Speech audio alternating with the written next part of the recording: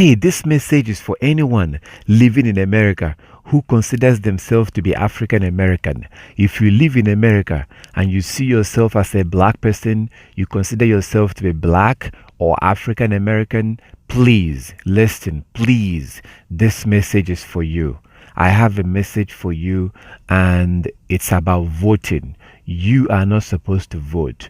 The Americans are going to have their election. They are having their election coming up very soon, and you are not supposed to vote. I know that you did not know this. You didn't know this. You've never heard of anything like this. They don't teach this in the church. You've never heard about this, and you're hearing it for the first time right now. You are not supposed to vote. You are not supposed to appoint a stranger over you. You are not supposed to appoint a stranger to rule over you. Thou shalt in any wise set him king over thee, whom the Lord thy God shall choose. One from among thy brethren shalt thou set king over thee. Thou mayest not set a stranger over thee, which is not thy brother. Thou shalt in any wise set him king over thee, whom the Lord thy God shall choose. One from among thy brethren shalt thou set king over thee. Thou mayest not set a stranger over thee, which is not thy brother. Thou shalt in any wise set him king over thee, whom the Lord thy God shall choose. One from among thy brethren shalt thou set king over thee. Thou mayest not set a stranger over thee, which is not thy brother. The Americans are strangers to you. The Europeans are strangers to you. You're not supposed to appoint them to rule over you. You are only supposed to appoint your brother, somebody who is of your own kind. Your brother, your fellow brother is the one that you appoint over you. You're not supposed to appoint a stranger over you. That's according to Deuteronomy chapter 17. Deuteronomy chapter 17, you will see it very clearly. If you live in America and you consider yourself to be black, you consider yourself to be African American, you're not supposed to vote. You are a Hebrew. Your nationality is that you are a Hebrew. You are not black. There's no country called black. You are not African American. There's no country called African American. If you live in America and you consider yourself to be African American, you are a Hebrew. That is your nationality. You know, like when you say Hebrew language, Hebrew culture, Hebrew land, Hebrew food. You see, you don't know who you are today because your ancestors was kicked out of Jerusalem in 70 AD. In 70 AD, your ancestors was kicked out of Jerusalem, out of your land in 70 AD, and your ancestors migrated into Africa. Check this out. The historian Josephus actually witnessed the siege and aftermath and said, "Now as soon as the army had no more people to slay or to plunder, because there remained none to be the objects of their fury, Titus Caesar gave orders that they should now demolish the entire city and temple." Other than a few towers and forts for the Roman garrison, everything was destroyed. It was so thoroughly laid even with the ground by those that dug it up to the foundation that there was left nothing to make those that came thither believe Jerusalem had ever been inhabited. The Wars of the Jews, or History of the Destruction of Jerusalem, Book 7, Chapter 1. Then, about 60 years later, the Roman Emperor Hadrian commenced with finishing the job of the complete Romanization of Jerusalem and much of the land of Israel. By 135 AD, nearly 600,000 Judeans were killed, and over 1,000 towns and villages were razed to the ground. The practice of the Mosaic Law was prohibited, the sacred scrolls were burned, and circumcision was outlawed. After Hadrian, all that remained on the Temple Mount in Jerusalem were a few Roman statues. So as you saw in the video, the Roman Empire invaded Jerusalem in 70 AD. This actually happened. So initially, your land was the land of Israel. If you are an African American, if you consider yourself to be African American, if you consider yourself to be black, you are actually an Israelite, because that's who you are. That's your nationality. Okay, so because of disobedient, because your ancestors were disobeying God, because your ancestors refused to keep God's law, your ancestor was kicked out of your land, and your ancestor was migrated into Africa and settled in Western Africa. And then in the 1600, your enemy The Europeans, your enemy, God sent them back against you and they took you as slaves. That's how you ended up in America today. That's how you have those in Jamaica, in Belize, in Trinidad, in Haiti. These are all our people. The Israelite has been scattered around the world. The Israelite has been scattered in the four corners of the earth, just like it says. Jeremiah 17:4. If you look at Jeremiah 17:4, it says that you will forget who you are, that you will discontinue from your heritage. That is what God said about our people. And today we've discontinued from our heritage. Today we don't know who we are. We call ourselves black. We call ourselves African American. We call ourselves all these names that we call ourselves. So we have discontinued from our heritage. We no longer know who we are, just like it says in Jeremiah chapter 17 verse 4. Jeremiah chapter 17 verse 4 has now finally come to pass, and we have forgotten who we are, and our enemy claims to be us. We are not black. We are not African American. We're not black. We're not African American. We are Hebrew Israelites. Also, read Jeremiah chapter 9, verse 11 to 16. Jeremiah chapter 9, verse 11 to 16. If you read it, you will see what it says about us, how we're going to be kicked out of our land, how we're going to be scattered among the nations, and it tells you the reason why these things will happen. And these things has now finally came to pass, and today we're lost. We don't know who we are. So if you want to understand what we did wrong, if you want to understand how we got here, how we offended God, how we disobeyed God, if you want to understand that, I will highly recommend that you read Psalm 78. Please Google it and read it, or listen to the audio Bible of Psalm 78, or you can read it, Google it and read it, and you see what we did wrong. And God was warning us. You can read Deuteronomy chapter 28, Leviticus chapter 26. Read these places and you will see for yourself. And if you want to see the solution to our problems, solution is found in Deuteronomy chapter 30.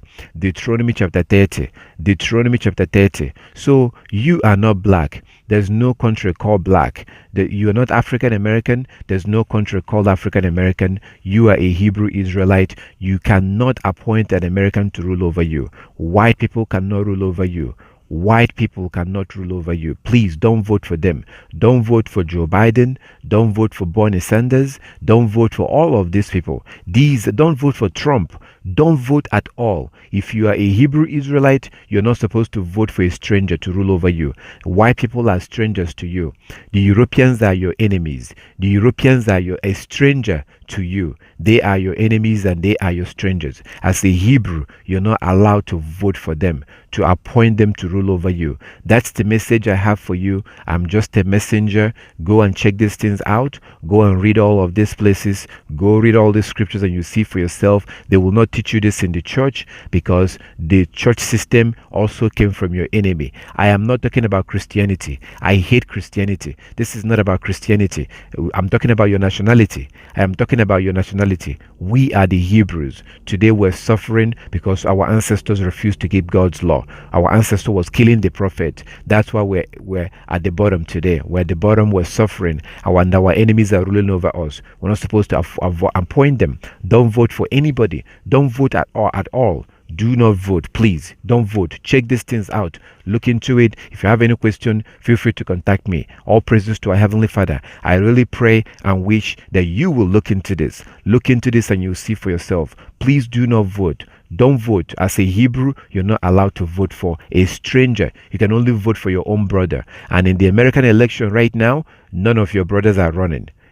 All these people running, they're all white people. They are all your enemies and they are all strangers. And we're not supposed to appoint them unless if you want to be in perpetual slavery. Or if you vote for Bernie Sanders or Joe Biden or all of these people, if you vote for them, you're voting for your enemy. You're voting for your enemy. Don't vote for these people. Remember what Joe Biden did to you. Remember what Joe Biden did. Did you remember? Joe Biden hates black people. Joe Biden hates you. But we have reported on Joe Biden in the past, and we have shown his 1994 speech about the crime bill that decimated black families. And this crime bill was signed by Bill Clinton at the time period. because anytime they want to criminalize something, they always point to us.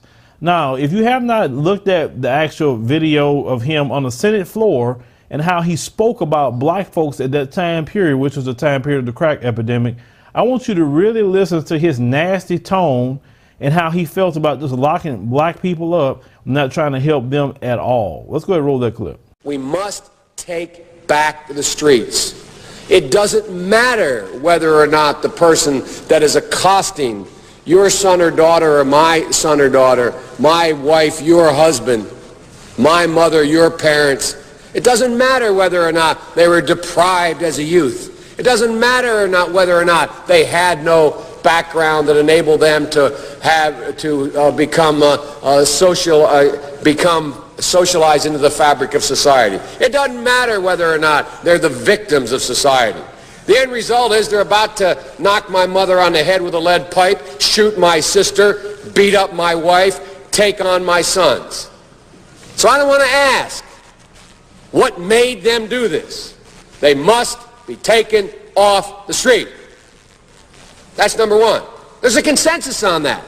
Unless we do something about that cadre of young people, tens of thousands of them, born out of wedlock, without parents, without supervision, without any structure, without any conscience developing, because they literally, I yield myself 3 more minutes, because they literally have not been socialized. They literally have not had an opportunity. We should focus on them now. If we don't, they will, or a portion of them will, become the predators 15 years from now. And Madam President, we have predators on our streets that society has, in fact, in part because of its neglect, created. Again, it does not mean because we created them that we somehow forgive them or do not take them out of society to protect my family and yours from them. They are beyond the pale, many of those people. Beyond the pale. And it's a sad commentary on society. We have no choice but to take them out of society. And the truth is, we don't very well know how to rehabilitate them at that point. That's the sad truth. I'm the guy that said, rehabilitation, when it occurs, we don't understand it and notice it. And even when we notice it and we know it occurs, we don't know why. So you cannot make rehabilitation a condition for release. That's why in our system, the federal system, you serve 85% of your time. It's a shame, but we don't know how to rehabilitate. But there is a consensus, and I will cease. A, we must make the streets safer. I don't care why someone is a malefactor in society. I don't care why someone is antisocial. I don't care why they become a sociopath. We have an obligation to cordon them off from the rest of society, try to help them, try to change their behavior. That's why we do in this bill. We have drug treatment and we have other treatments to try to deal with it. But they are in jail, away from my mother, your husband, our families. But we would be absolutely stupid as a society if we didn't recognize the condition that nurtured those folks still exist, and we must deal with that. You heard how Joe Biden was speaking. No different than someone that has a Make America Great Again hat. He's no different. How is this guy is going to be the president, but yet he has this track record because he's the author of the 1994 crime bill that decimated black families. On the strength of that alone, I could not vote for him because he created that crime bill and he didn't care what happened to black families. So if he don't care about what happened to our families and how it decimated, how it created a major problem in our community, then we should not vote for him at all. Joe Biden has always been against us. Joe Biden has always been against us. Do not vote for him. Don't vote for him. Don't vote for none of these people. These are your enemies. Please don't vote for them. Look into everything I presented to you. Look into it. Don't vote at all. These are your enemies. Voting for any of them will be a disobedience against your God, and you will not go unpunished. You will not go unpunished. We are already suffering and being punished and living under our enemy, living in the land of our enemy because of disobedience to God's word and to God's law. We cannot keep doing this. We have to go back and keep the laws and the commandment. Don't vote at all. Don't vote for them. It doesn't matter where you are in the world. If you're a Hebrew, no matter where you are, do not vote. We're not supposed to vote for those who are not our people. You cannot vote for white people to rule over you. Don't vote at all. Only vote for your own brothers who are keeping the law. But it's hard to find anybody who is keeping the law. So don't participate in voting. No matter where you are, do not vote.